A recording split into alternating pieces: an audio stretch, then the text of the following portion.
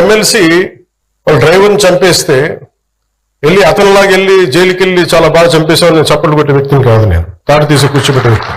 ఇవన్నీ కూడా సవ్యంగా ఉండాలంటే law and order should be very strict and very strong.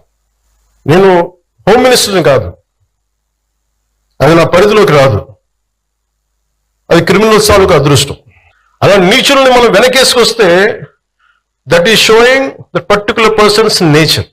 ఇలా కాకపోతే ఎలా చేస్తారు, ఇలా చేస్తారని మీరు నన్ను అడుగుతున్నారా అంటూ మాట్లాడినటువంటి గౌరవ డిప్యూటీ సీఎం గారికి ఒకటే చెప్తున్నాం, మీరు కోపాన్ని కంట్రోల్ చేసుకొని ప్రజలకు సేవ చేయడం కోసం రాజ్యాంగం మీద ప్రమాణం చేసి వచ్చినటువంటి అద్భుతమైన పదవిలో కూర్చున్నవారు. ఇంకా మీరు చెప్పే డైలాగులు ఏంటంటే తొక్కిపెట్టి నారదీస్తాను, కాలు కాలు చేయికి చేయికి తీసేస్తాను, లేకపోతే అరిచేతుల్లో గీతలు లేకుండా చేస్తాను. ఎవరు మీరు? Who are you? ఆ అధికారం మీకుంటుందా? అరే కస్టడీలోకి తీసుకునే పోలీసుడికి అధికారం లేదే, థర్డ్ డిగ్రీ పడితే ఇప్పుడు ఉద్యోగం ఊడిపోతుందని అతనికి భయం ఉంటుందే. అలాంటిది ఒక హోదాలో ఉన్న మీరు గతంలో కూడా డిప్యూటీ సీఎం అయ్యాక మీరు మాట్లాడారు. గతంలో కూడా కాలు కాలు చేలుకు చెయ్యి వేలుకు వేలు తీసేస్తారు మీరు. ఇదేమన్నా రాజ్యాంగం పదవిలో ఉన్నారా, లేకపోతే మీరేమన్నా రాజులు అనుకున్నారా, సామంత రాజులు అనుకున్నారా? అరే ఆ పదజాలం వాడకూడదని మీ పక్కన ఉండే వాళ్ళు కూడా మీకు చెప్పకపోవడం కడు దౌర్భాగ్యం. మీరు చూడండి, మీ పక్కన ఉండే కాబోయే సీఎం లోకేష్ గారు ఎప్పుడన్నా మాట్లాడారా? గౌరవ అనుభవజ్ఞులైనటువంటి ముఖ్యమంత్రి వర్యులు చంద్రబాబు గారు ఎప్పుడన్నా కాలు కేలు చేయి చేయి తీస్తానన్నారా? అరే అంతకుముందు ఉన్న మాజీ ముఖ్యమంత్రి జగన్ రెడ్డి గారు ఎప్పుడన్నా మాట్లాడారా?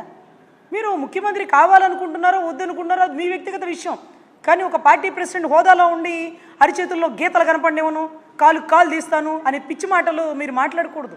ఈరోజు మీరు మాట్లాడిన మాటల వల్లే భీమ్లా నాయక్ లాగా రెచ్చిపోయి గబ్బర్ సింగ్ లాగా నేనేదో ఉస్తాద్ భగత్ సింగ్ లాగా చేసేస్తానంటూ ఈరోజు నాగరాజు గారు ముందుకు వచ్చారు. దాని పర్యవసానం కటకటాలు లెక్కేసుకుంటున్నాడు.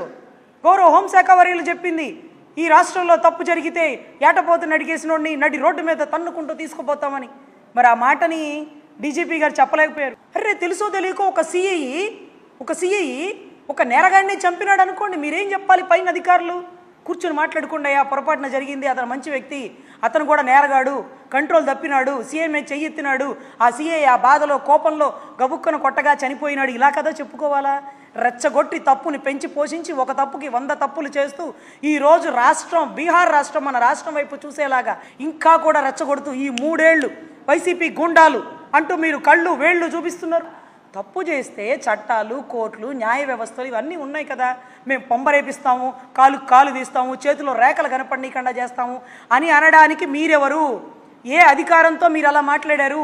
ఈ స్టేట్మెంట్ పబ్లిక్గా వచ్చిందనే కనుక వీడియో ఫుటేజ్ కోర్టులో పెడితే అది కూడా రెచ్చగొట్టే ధోరణితో మాట్లాడుతున్న